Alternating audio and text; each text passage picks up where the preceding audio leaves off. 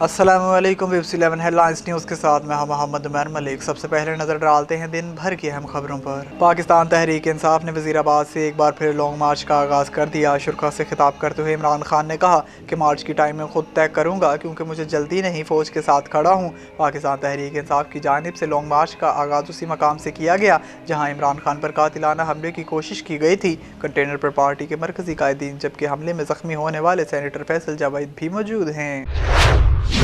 इमरान खान की नैब तरमीम के खिलाफ दरख्वास्त की समाअत के दौरान सुप्रीम कोर्ट ने रिमार्क्स दिए कि वज़ीर-ए-आज़म को मुल्क चलाना ना आए तो क्या अदलिया मुल्क को चलाएगी। इमरान खान के नैब तरमीम के खिलाफ दरख्वास्त पर सुप्रीम कोर्ट में समाअत हुई। चीफ जस्टिस पाकिस्तान की सरबराही में 3 रुकनी खसूसी बेंच ने केस की समाअत की। दौरान समाअत चीफ जस्टिस पाकिस्तान उमरता बंदयाल ने इस्तफसार किया कि अगर नैब तरमीम बुनियादी हकूक से तसादुम पर कालादम हो भी जाए तो पुराना कानून कैसे बहाल होगा।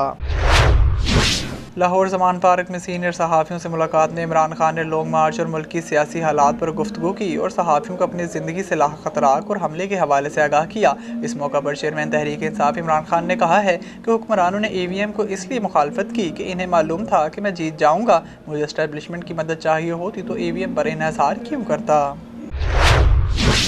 Army chief general Qamar Javed Bajwa ने मुख्तलिफ फार्मेशंस के अलविदाई दौरे शुरू कर दिए। इन्होंने सियालकोट और मंगला के रीजन का दौरा किया। पाक फौज के शोबा ताल्लुकात आम ISPR के मुताबिक army chief general Qamar Javed Bajwa ने दोनों मुकामात पर अफसरान और जवानों से मुलाकात की और फौजियों से खिताब किया।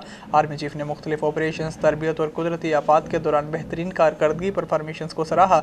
जनरल कमर जावेद बाजवा ने कहा कि हालात जैसे भी हों इस जज्बे और अज़म के साथ कौम की खिदमत करते रहें।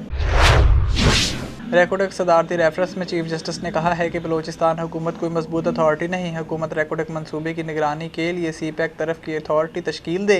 रेकोडेक मंसूबे को दोबारा तबाह होने नहीं देना चाहते। तफसीलात के मुताबिक सुप्रीम कोर्ट में रेकोडेक सदारती रेफरेंस पर चीफ जस्टिस की सरबराही में 5 रुकनी लार्जर बेंच ने समाअत की। चीफ जस्टिस ने हुकूमत को रेकोडेक मंसूबे पर बाकायदा अथॉरिटी बनाने और हुकूमती पॉलिसी वज़ा करने का हुक्म दे दिया है। कराची से जावेद इब्राहिम मंगी की रिपोर्ट शामिल करेंगे। KDA कोरंगी ऑफिस अमला की सरपरस्ती में ST-12 पे गैर कानूनी बगैर नक्शे तामीरात का काम जारी है। सुप्रीम कोर्ट के अहकामात की धज्जियाँ उड़ा दी गई। सुप्रीम कोर्ट की जानिब से तमाम STA के काम बंद होने के बावजूद KDA एम्प्लॉयज़ में ST का काम जारी है। लैंड माफिया की जानिब से गरीबों के प्लॉटों पर कब्जे किए जा रहे हैं। पैसे दो, गरीबों के प्लॉटों पर कब्जा करो। KDA ऑफिस के अमले का कोई भी कब्जा खोरों के खिलाफ एक्शन नहीं। बड़े पैमाने पर कब्जा खोरों के KDA एम्प्लॉयज़ में कब्जा करने में मसरूफ हैं। कब्जा खोरों को ऑफिस के अमले की सरपरस्ती हासिल है। तालिबान ने अफगान खवातीन के अवामी पार्क्स और तफरीही मेलों में दाखिले पर पाबंदी आयद कर दी। अल जज़ीरा की रिपोर्ट के मुताबिक तालिबान की जानिब से रवा हफ्ते खवातीन से मुताल्लिक उठाए गए इक़दाम को आलमी सतह पर तनकीद का सामना है क्योंकि इससे कबल तालिबान की अबूरी हुकूमत में महरम के बगैर खवातीन के सफ़र करने पर पाबंदी भी आयद की जा चुकी है।